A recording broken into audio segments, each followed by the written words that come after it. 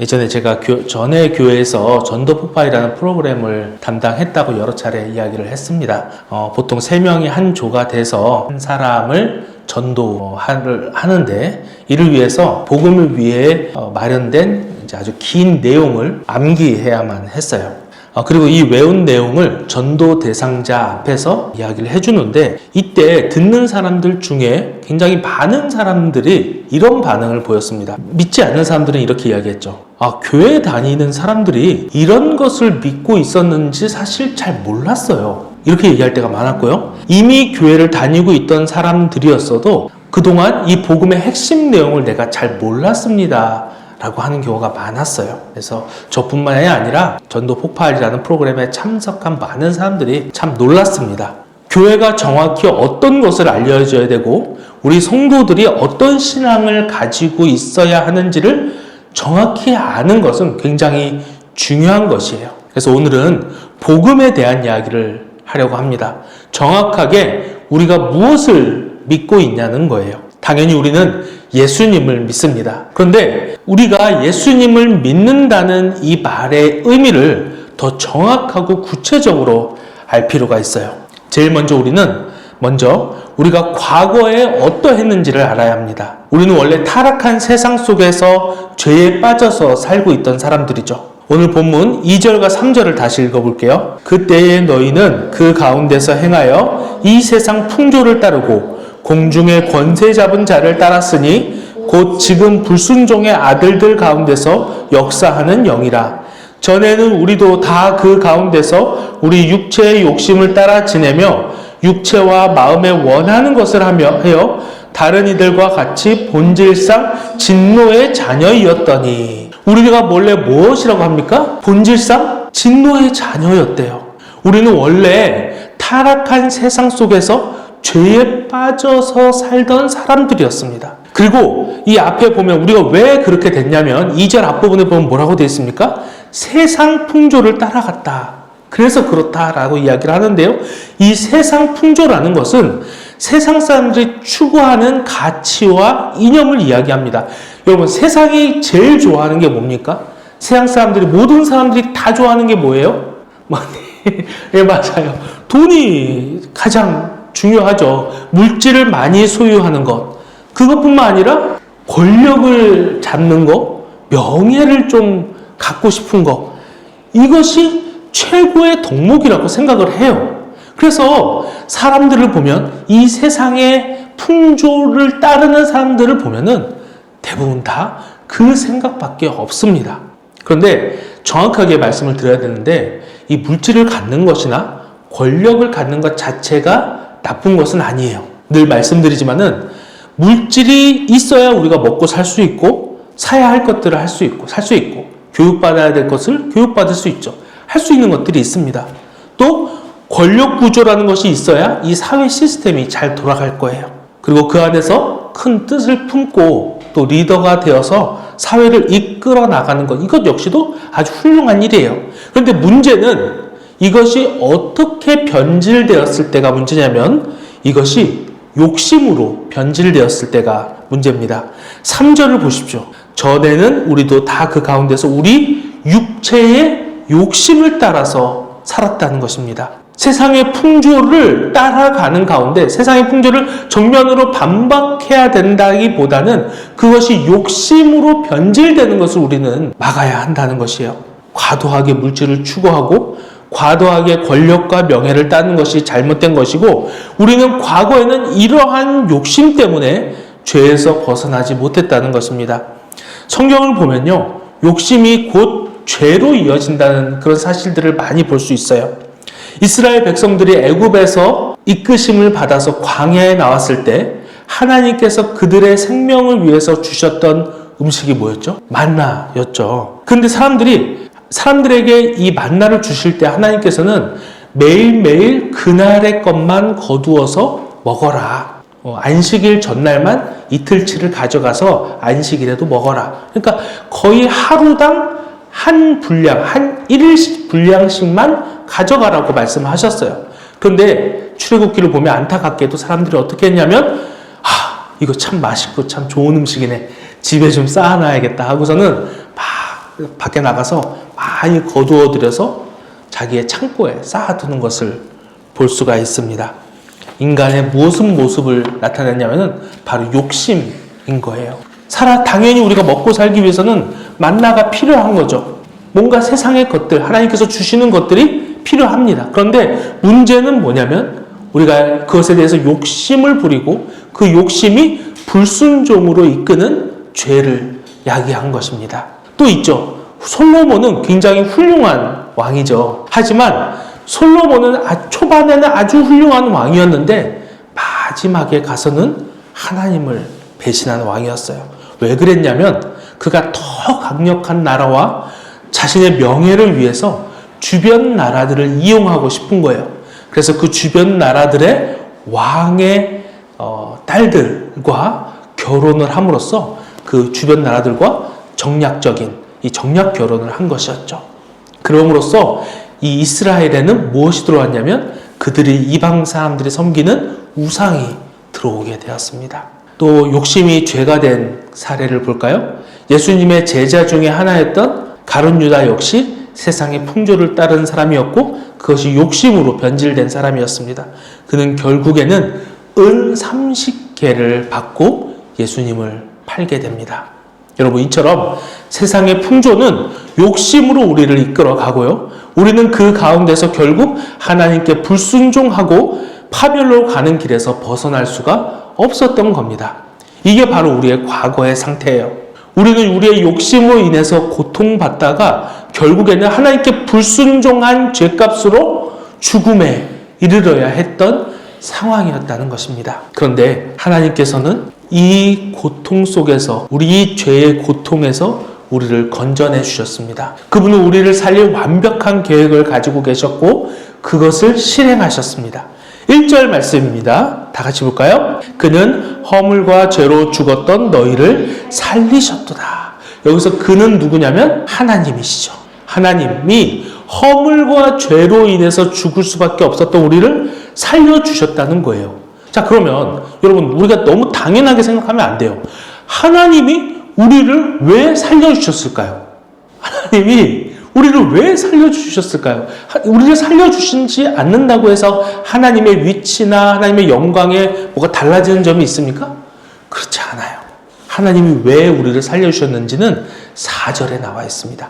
4절을 같이 볼게요. 긍휼이 풍성하신 하나님이 우리를 사랑하신 그 큰 사랑을 인하여, 그분이 우리를 살리신 이유는 바로 우리를 너무나 사랑하셨기 때문이에요. 너무나 긍휼이 많으셨기 때문에 우리를 불쌍히 여기시고 우리를 구원해 주시고자 하는 그 사랑이 아주 풍성하셨기 때문입니다. 여러분, 사랑이라는 것이 뭘까요? 사랑은 내가 이기적으로 뭔가를 소유하거나 내가 나를 위해서 하는 것이 사랑이 아니죠. 사랑은 기본적으로 어떻습니까? 이타적인 거예요. 내가 너를 사랑해 라는 말은요, 내가 너를 위해서 희생할 수 있고 내가 내 것을 포기할 수 있고 내가 너를 위해서 더 많은 내 시간과 내 모든 것을 다 줄 수 있어. 내가 희생할 수 있어. 책임질 수 있어. 이런 말이거든요. 어떤 사람은요, 사랑한다는 것을 그냥 사랑한다는 것을 아주 가볍게 생각해요. 그래서 아주 결정적인 순간에 그래도 나를 위해서 내가 저 사람보다는 더 소중하지라고 하면서 자기 자신을 선택하는 경우가 많이 있습니다. 하지만 진짜 사랑이라는 것은 위기의 순간에 자기 자신을 희생하는 것을 말합니다. 우리 인간이 표현할 수 있는 사랑 중에서 가장 이 하나님의 사랑에 가까운, 희생에 가까운 사랑이 바로 부모의 사랑일 거예요.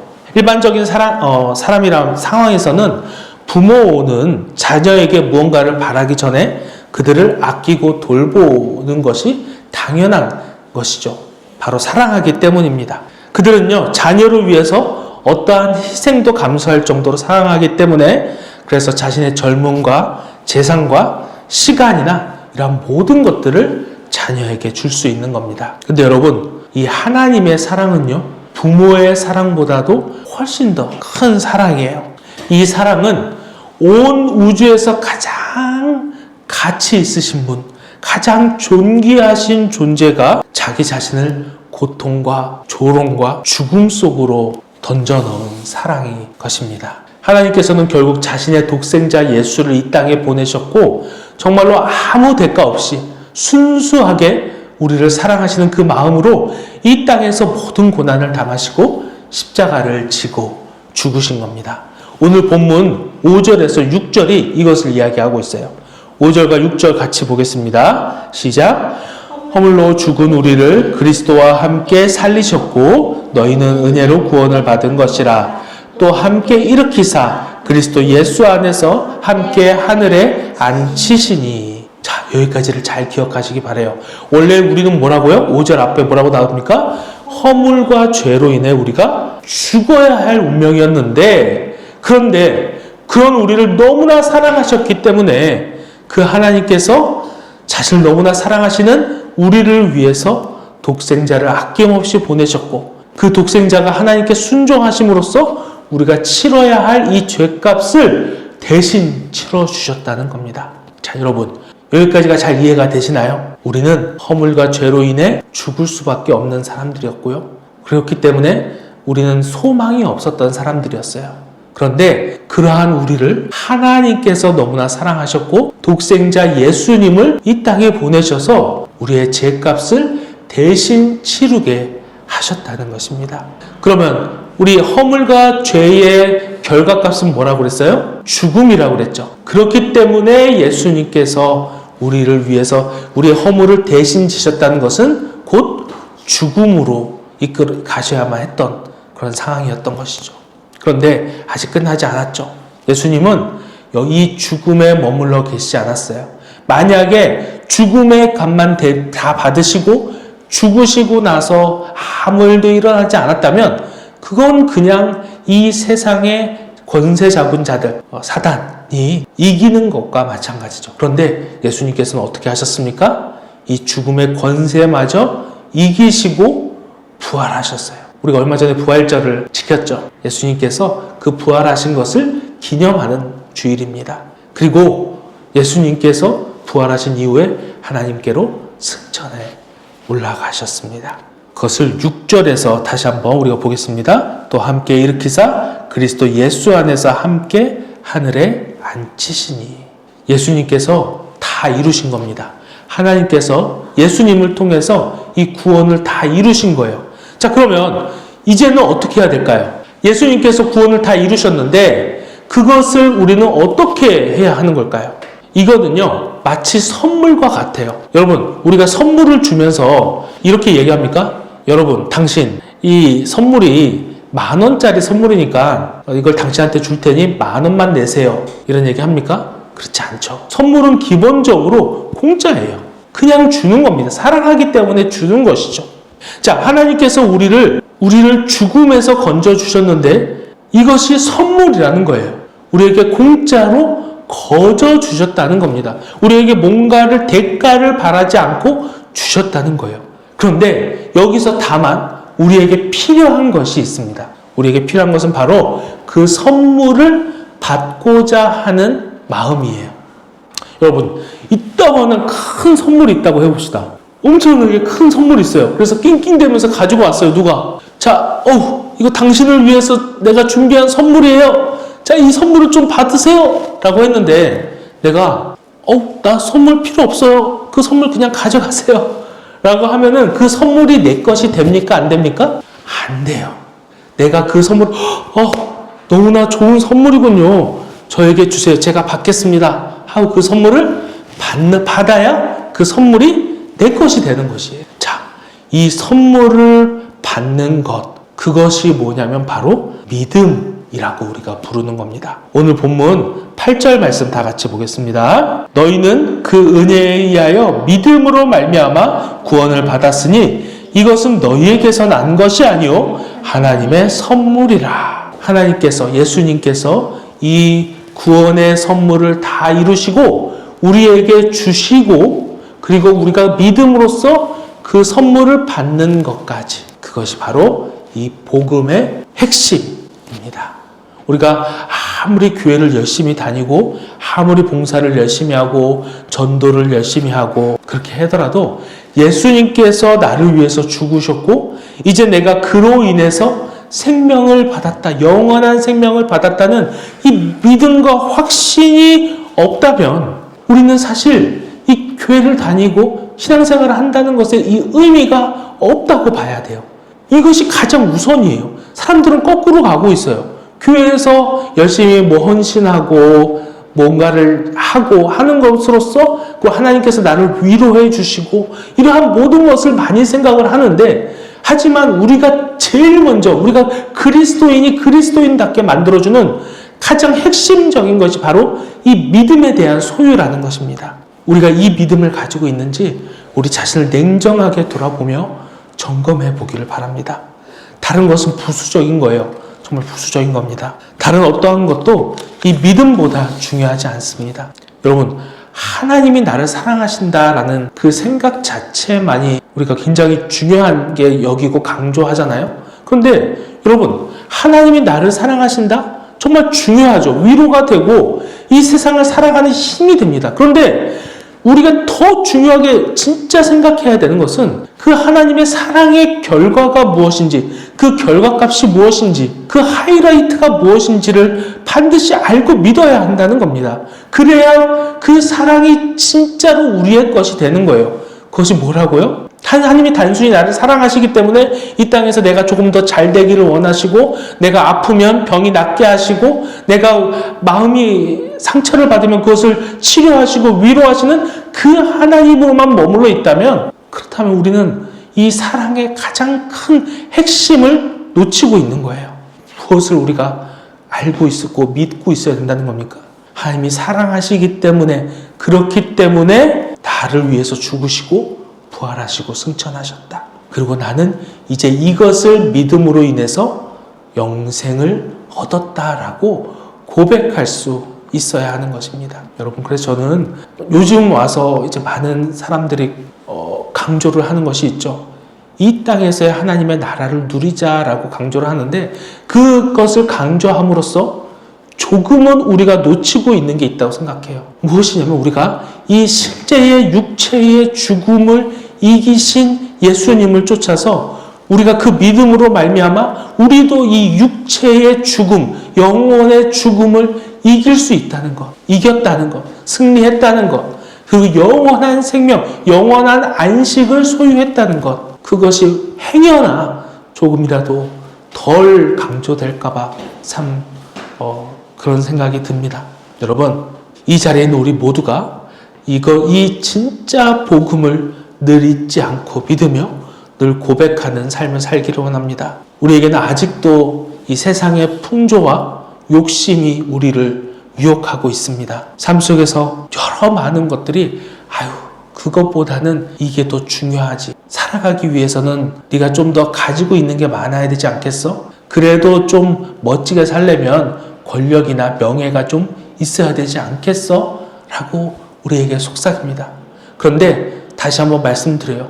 우리가 이러한 것들을 추구하지 말아야 되는 것이 아니라 이것이 욕심으로 변질돼서는 안 된다고 말씀드렸죠. 그것이 욕심으로 변질된다는 것은 지금 우리에게 있어서는 무엇이냐면 우리의 이 복음에 대한 믿음보다 이 세상의 풍조와 욕심이 우선이 돼서는 안 된다는 것입니다. 어떠한 경우에도 이 믿음의 고백들로 이 유혹들을 이겨나가야 할 것입니다. 이 말할 수 없는 기쁨의 소식이 바로 복음의 소식이에요. 우리가 영원한 삶을 얻었고 영원한 기쁨과 안식을 얻었다는 이 기쁨의 소식에 대한 믿음으로 인해서 진짜 우리의 삶 속에서 소망과 기쁨이 넘쳐나기를 주님의 이름으로 소망합니다.